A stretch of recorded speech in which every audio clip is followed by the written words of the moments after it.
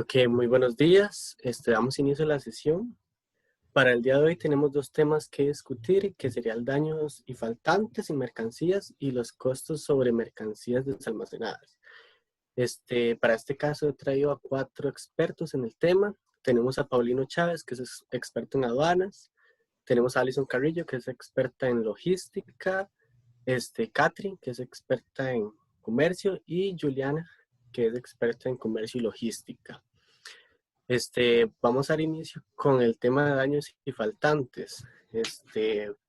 Primero, en el tema de daños, por favor, Paulino, ¿podrías darnos como una pequeña introducción sobre qué implica esto? Claro, bueno, yo les voy a comentar un poco sobre los siniestros y también adentrarme un poco más en la parte desde el punto de vista de los seguros y cómo los seguros funcionan como un medio para mitigar la parte de los efectos y los impactos que generan un siniestro. Pero antes de entrar en esa parte de los seguros, les quería comentar a todos un poco sobre los siniestros, qué es. Entonces, usualmente nosotros conocemos el siniestro con dos definiciones distintas. Hablamos primeramente de que un siniestro puede ser la causa que genera los riesgos que cubre una póliza. Por ponerlo de una forma más concreta, podríamos hablar que un siniestro es el prejuicio económico que sufre un bien como consecuencia de un evento dañino. Entonces, en este caso, todo lo que se conoce como un siniestro son los riesgos que cubre una póliza, que generan algún tipo de daño o detrimento al patrimonio de los bienes que están asegurados. En este caso, existen tipos de siniestros o lesiones patrimoniales. Usualmente conocemos las pérdidas totales, en las que básicamente pues hay una pérdida económica completa o existe un daño constructivo total. Y también conocemos lo que son las pérdidas parciales o averías, que en este caso son daños que se dan de forma simple o que no generan un mayor impacto en todo el patrimonio asegurado. Bueno, en este caso, la compañera Catherine solicita hacerte una pequeña consulta. Adelante, Catherine. Mucho gusto, Paulino. Me parece muy interesante el tema que expones y tengo la siguiente consulta. ¿Cuáles son los pasos para comunicar un siniestro? Bueno, lo primero, y eso es una pregunta que es bastante común escucharla, pues que las personas realmente quieren seguir esos pasos a cabalidad para tener todo en orden antes de presentarse a la aseguradora. Como primera recomendación, yo diría que es comunicar la producción del siniestro, y en todo este proceso lo más importante es la comunicación clara, ¿verdad? Entonces, ¿qué generó el siniestro como paso número uno? Como paso número dos, lo que les comentaba hace un momento, de tener una comunicación clara, ¿verdad? No esperarse al último minuto para hablar con la aseguradora. También es muy importante saber que existe una obligación del salvamento. Esto quiere decir que si hay algún tipo de recuperación del patrimonio, que nosotros lo documentemos y también lo comuniquemos. Dentro de los pasos también para comunicar el siniestro ante la aseguradora, se deben tomar las reservas del transportista como paso importante para entender el por qué se generó el mismo. Y por último, de los últimos pasos que debemos tomar a la hora de comunicarlo es pues abrir la puerta para que se realice una inspección y pues obviamente que llegue un perito y haga toda su labor de peritaje para eliminar alguna duda de la razón por qué se hizo o se generó el siniestro. Muchas gracias. Con gusto.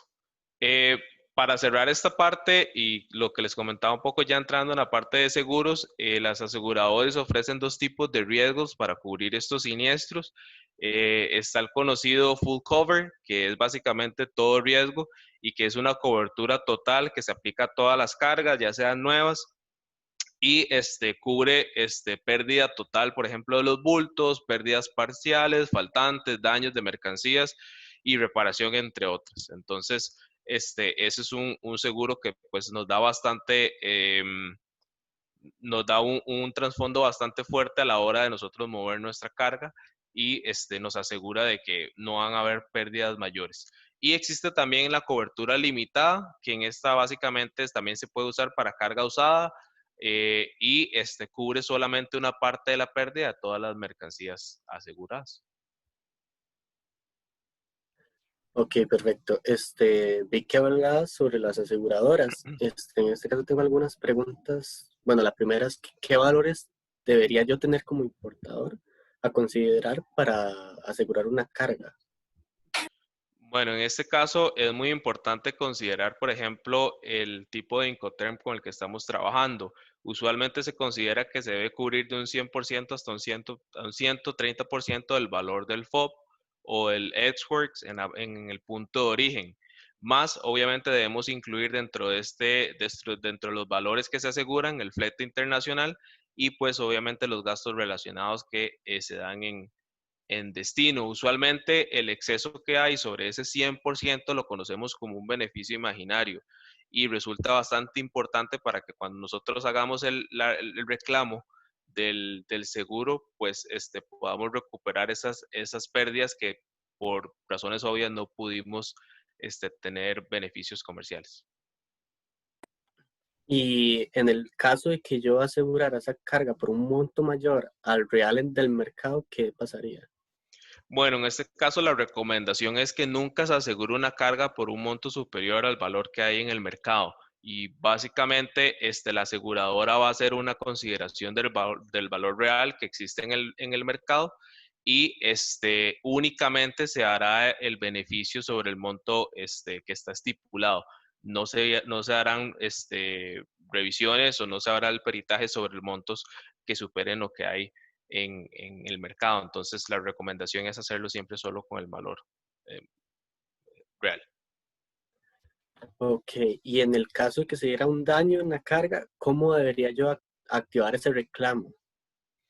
Esto es muy importante y va ligado a lo que les mencionaba anteriormente. Los reclamos no se activan automáticamente. La aseguradora proactivamente no te va a buscar para activar el seguro, ¿verdad? O la póliza, en este caso. El beneficiario del certificado y el asegurado es el que está en toda la responsabilidad de comunicarse a la aseguradora y que se aplique inmediatamente la póliza, darle a conocer los inconvenientes que hubiesen y seguir los tiempos estipulados que están en el certificado de la póliza, pero tiene que ser una comunicación proactiva del asegurado. Ok, y en el caso de haber un reclamo por un siniestro, ¿qué documentación debo presentar? Ok, en este caso también esta es otra de las preguntas que es bastante común escucharla y mi recomendación en este caso es que siempre se tenga a la mano el certificado del seguro como paso número 1. También tener a mano lo que son los conocimientos de embarque, ya sea el BL, la guía aérea o la carta de porte. Muy importante también tener la factura comercial.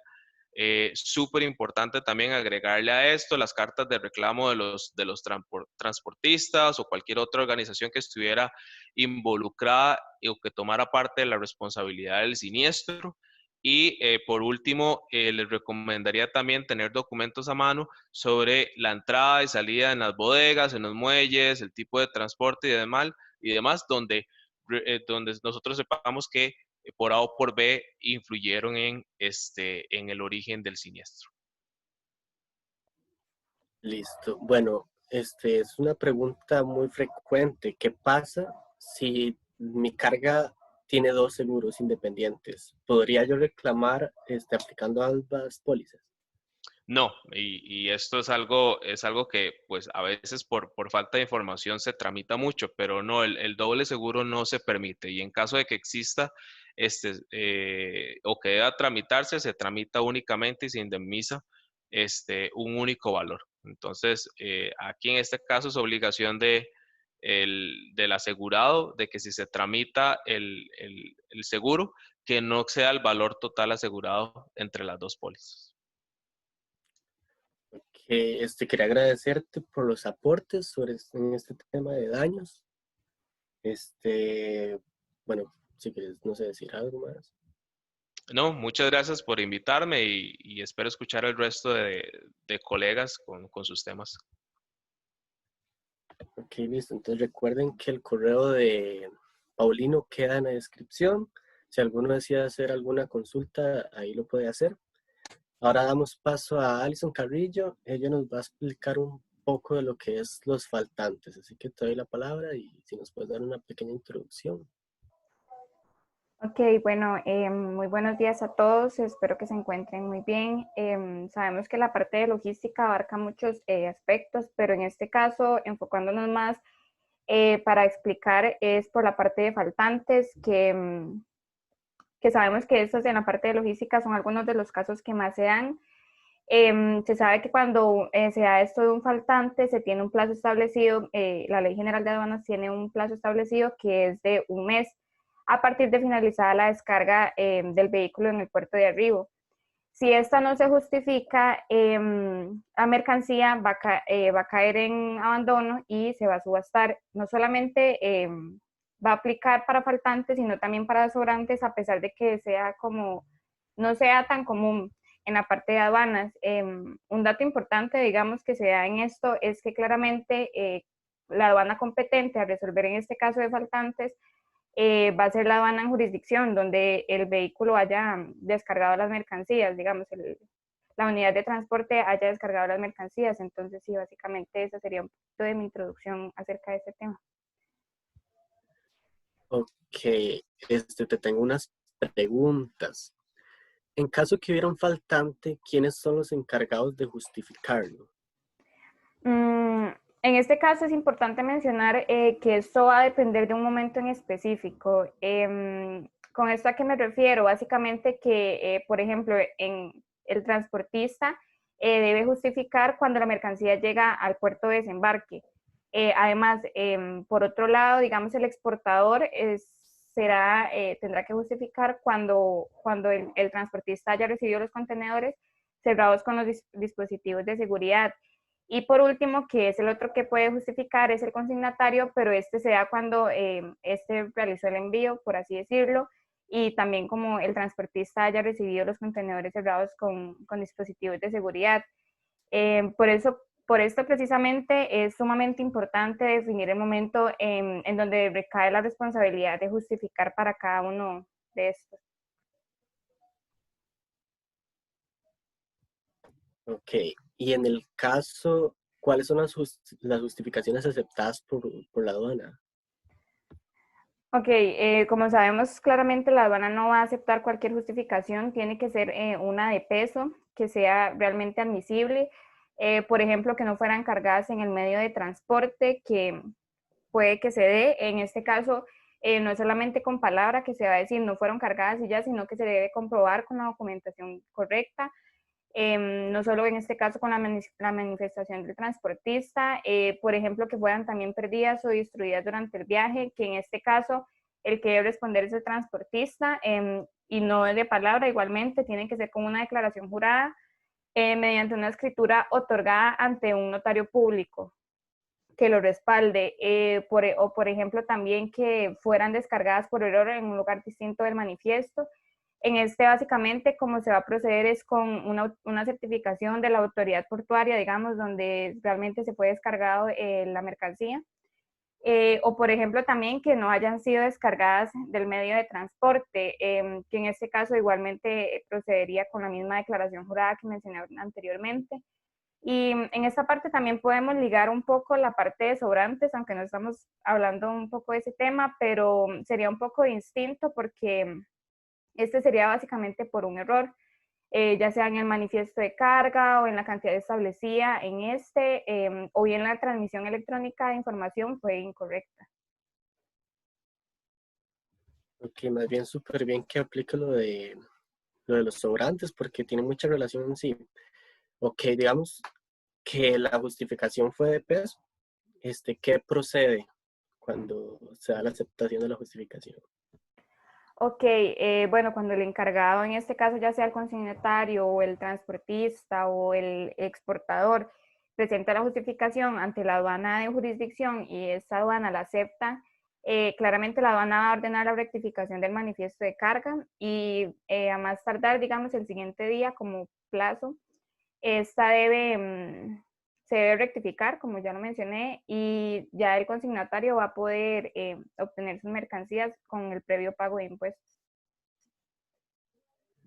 Ok, la compañera Juliana Mejía está solicitando hacerte una pregunta. Adelante, Juliana. Bueno, buenos días. Primero, muchas gracias, Alison, por la información brindada. Mi pregunta es, cuando se hace o se presenta la justificación, ¿se tiene algún requisito o sí, requisito documental? Sí, por supuesto, claramente no va a ser solamente con la justificación, digamos, la nota de justificación que presente la persona encargada, digamos, sino que también va a tener que presentar el original y la copia del conocimiento de embarque y de la factura comercial. Además de quién es el responsable de justificar, debe contar con un poder legal, que era lo que mencionaba anteriormente, básicamente si se descarga en otro puerto o cosas así, o si sea una pérdida de la mercancía durante el viaje, etcétera. Entonces, con estos documentos es el que debe contar. Muchas gracias. Listo, Alison, muchísimas gracias por su aporte en este tema de faltantes. Igual, si alguno tiene alguna consulta, puede hacerlo mediante el correo de ella, que igual estará en la descripción. Muchísimas gracias a vos, Lorenzo, por la invitación y espero que haya sido provechoso toda esa información que brindé. Cualquier consulta me pueden enviar un correo, yo voy a estar atenta. Listo, listo. Bueno, damos concluido con el tema de daños y faltantes. Ahora me gustaría tocar un tema que sería el cálculo de las mercancías desalmacenadas. Juliana, me interesaría como que nos dieras una pequeña introducción y igual después hacerte unas pequeñas preguntas. Bueno, buenos días. Como mencionó mi colega Lorenzo, mi nombre es Juliana y yo les voy a hablar un poco sobre el cálculo del costo de las mercancías. Bueno, es sumamente importante algunos aspectos como lo son los impuestos, los intereses, exoneraciones, estos para tomar en cuenta en las fórmulas que se utilizan en los cálculos. Existen muchísimas fórmulas que son necesarias para calcular el costo de una mercancía. Por lo tanto, no es como que vaya a abarcar mucho sobre las fórmulas, y eso sería como para darles un poco a entender de qué vamos a hablar. Ok, vos hablas de impuestos y exoneraciones. Ok. ¿Quién y por qué se cobran los impuestos? Bueno, se sabe que los impuestos son tributos que cada persona paga o empresa debe pagarle al gobierno, en este caso el Estado, ¿verdad? Bueno, esto es para costear algunas necesidades colectivas. Sin embargo, es de suma importancia tener estos ingresos, porque son los ingresos del Estado. Bueno, a quien se le paga es al Estado. Y bueno, estos no se recibe nada concreto a cambio. Sin embargo, hay algunas necesidades que tiene el Estado, por lo tanto, para ello se pagan. Y existen diversos tipos de impuestos, por ello también las mercancías deben pagar cierto porcentaje.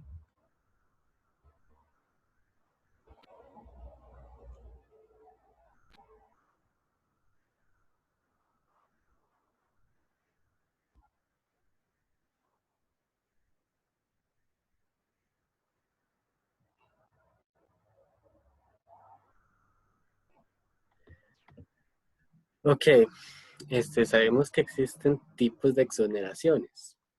¿Es relevante para el cálculo de mercancías? Bueno, esto sí es bastante relevante, ya que se conoce que las exoneraciones de tributos son establecidas por ley. Entonces, estos son recomendadores. Y hay una entidad que autoriza, que es el Departamento de Exoneraciones de Dirección de Hacienda del Ministerio de Hacienda. Ok. Alison quería hacerte una pregunta. Adelante, Alison. Bueno, vos mencionabas que hay distintos tipos de impuestos, entonces no sé si puedes especificar un poquito más de eso. Ok, bueno, existen dos distintos impuestos. El primero son aquellos, bueno, eso todos los tenemos que pagar, todos los ciudadanos, y se aplican directamente a personas que tienen los ingresos o un patrimonio grabado. En el caso de los indirectos, este es otro tipo de impuesto que recae sobre determinados productos o servicios. En este ya recaerían las mercancías.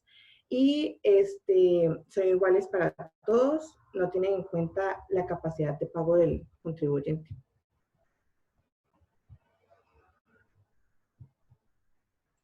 Perfecto, muchas gracias. Un gusto. Bueno, y por último, te quería preguntar, ¿qué son los intereses? Ok, bueno, se sabe que los intereses es un precio que se paga por utilizar una cantidad de dinero durante un tiempo determinado. Pero en el caso del comercio internacional, lo observamos cuando hay un adeudo tributario no pagado en un plazo de 5 días hábiles, contados a partir de una notificación. Entonces, se incrementa bueno, el interés va incrementando conforme va pasando los días y este va a ser igual a la tasa básica calculada por el valor que tenga el Banco Central de Costa Rica. Esto vigente a la fecha de vencimiento de plazo más 15 días. La disposición establecida que da la Ley General de Aduanas en el artículo 61. Ok, muchísimas gracias por tu aporte en este tema. La verdad fue de mucho provecho y pues si quieres aportar algo más, adelante. Bueno, por el momento sería todo. Muchísimas gracias a vos por invitarme al, al coloquio. Entonces, eso sería por el momento. Ok, perfecto. Igual saben, el correo de ella queda en la descripción. La pueden contactar y hablar con ella. Ok, para reforzar un poquito más este tema de los cálculos, tenemos a la compañera Catherine que nos va a hablar un poquito. Entonces, adelante. Buenos días a todos, es un gusto estar aquí con ustedes compartiendo un poquito del tema de costos de importación de mercancías. Yo les voy a hablar sobre los aranceles aduaneros. Para definir qué es un arancel, se puede mencionar que son tasas sobre las importaciones impuestas que las autoridades aduaneras sobre las mercancías que ingresan a un país, en este caso Costa Rica. Hay 4 puntos claves en los que se aplican habitualmente en los aranceles aduaneros y podemos mencionar que se aplican para proteger el mercado doméstico y asegurar la competitividad, subiendo el precio de los productos importados. Para aumentar los ingresos al Estado, el Estado con este dinero podrá aplicarlo en infraestructura y mejoras al país. Para penalizar a ciertos países aplicando aranceles más altos a sus productos y para tomar represalias contra un país que aplica aranceles más altos. Este sería un caso actual de la guerra comercial entre China y Estados Unidos. Es importante saber que cualquier mercancía que sea importada a Costa Rica debe ser declarada a la aduana a su llegada. También les voy a mencionar un poquito de los diferentes tipos de aranceles a la importación de productos, como los más conocidos. Tenemos que tener claro que para conocer qué tipo de impuestos o aranceles va a cancelar un producto, esto se da mediante la partida arancelaria, la clasificación que se le da a cada uno. Podemos mencionar algunos ejemplos como el DAI, que es la tarifa de derechos arancelarios a la importación, y esto es aplicable sobre el valor CIF de las mercancías. El selectivo de consumo, que es la tarifa de impuesto selectivo que aplica sobre el valor aduanero más el DAI. La ley 6946, que es la tarifa de ley número 6946, y eso es aplicable sobre el valor aduanero. El impuesto de venta, que es la tarifa de impuesto de ventas que aplica sobre el valor aduanero, más todos los impuestos o cargos que aparezcan en la póliza. El IDA, que es la tarifa de impuesto del IDA, y el IFAM, que es la tarifa del impuesto del IFAM. Es importante recalcar que todos estos impuestos van en cascada. ¿Esto qué quiere decir? que primero se saca el DAI, luego el selectivo de consumo y así sucesivamente, porque no todos los productos van a pagar los mismos impuestos al importar las mercancías. Un tema extra también que puedo mencionar es sobre la evasión fiscal, que es un tema muy común acá en Costa Rica y a nivel mundial también. Y para explicar un poquito qué es la evasión, lo podemos definir que consiste en no hacer el pago de impuestos al Estado, evadiendo de forma voluntaria o involuntaria el pago de impuestos de todo lo que importemos, de todo lo que hagamos como empresa. Y esto obviamente nos va a causar o va a causarle a la persona que no pague impuestos muchos problemas. Ok, muchísimas gracias. En ese caso, quería preguntarte, ¿a qué se refiere con paraíso fiscal? Un paraíso fiscal, ok. Se conoce como un paraíso fiscal al territorio cuyo régimen tributario es especialmente favorable a los no residentes.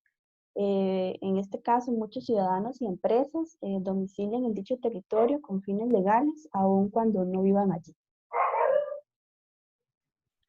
Ok, el compañero Paulino me está solicitando la palabra. Quería hacerte una consulta, entonces adelante, Paulino. Hola, Catherine. Bueno, primero, muy importante la información que estás compartiendo y pues de bastante interés.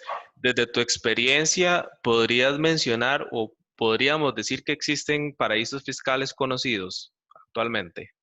Correcto, existen varios paraísos fiscales, pero hay 4 muy conocidos. En primer lugar está Suiza, en segundo lugar está Estados Unidos, en tercer lugar las Islas Caimán y en cuarto y último lugar está Hong Kong. Ok, muchas gracias, bastante interesante. Con todo gusto. Muchísimas gracias, Catherine, por tu aporte y por ayudarnos a reforzar un poco. Igualmente, cualquier consulta que tengan, el correo va a estar disponible. Claro que sí, con todo gusto. Ok, entonces damos finalizada esta sesión. Quería agradecer a los expertos por sacar de ahí un tiempo libre para hablar con nosotros y sacarnos de dudas con estos temas que se presentan bastante en el comercio y bueno, igual muchas gracias. Sé que todos los contactos están en la descripción y espero que hayan disfrutado bastante de esta sesión y muchísimas gracias por vernos.